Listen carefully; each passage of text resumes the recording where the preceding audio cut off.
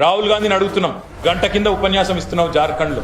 మా పార్టీ ఆదివాసీలు, గిరిజనులు, పేద వర్గాలు, దళితులు, వెనుకబడ్డ తరగతులు వీళ్ళ పార్టీ మాది, వాళ్ళ కోసమే పనిచేస్తున్నాం, కాన్స్టిట్యూషన్ ను కాపాడుతున్నాం అంటున్నావు. ఇప్పుడే గంట కిందట. ఇదేనా కాన్స్టిట్యూషన్ కాపాడే పద్ధతి? ఇదేనా రాజ్యాంగ రక్షణ? ఇదేనా పేద వర్గాల పట్ల నీకున్న ప్రేమ? ఎందుకు మణిపూర్ గురించి మాటిమాటికి మాట్లాడే రాహుల్ గాంధీ ఎందుకు కొడంగల్ గురించి మాట్లాడవు? ఎందుకు తెలంగాణ గురించి మాట్లాడవు? తెలంగాణలో ఇన్ని దురాగతాలు జరుగుతుంటే నీ ముఖ్యమంత్రిని నియంత్రించే పరిస్థితులు లేవా? వాళ్ళ మా ఆడబిడ్డలు గొంతెత్తి దేవి గాని, కిష్టిబాయి గాని, జ్యోతి గాని, సుశీల గాని వాళ్ళు మాట్లాడింది నీ చెవులకు వినబడ్డం లేదా? రాహుల్ గాంధీ గారిని అడుగుతున్నాం మేము.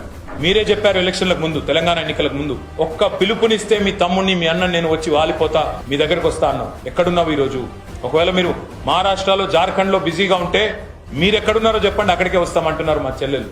వచ్చి మిమ్మల్ని కలుస్తామంటున్నారు, మీతో మొరబెట్టుకుంటామంటున్నారు. మీరు ఢిల్లీకే వచ్చేది ఉంటే ఎన్నికల ప్రచారం అయిపోయింది కాబట్టి మహారాష్ట్రలో, జార్ఖండ్ లో, ఢిల్లీకి వచ్చేది ఉంటే ఇక్కడే ఆగుతాం, ఢిల్లీలో సమయం ఇస్తే ఇక్కడే కలుస్తాం, మా బాధ చెప్పుకుంటాం అంటున్నారు.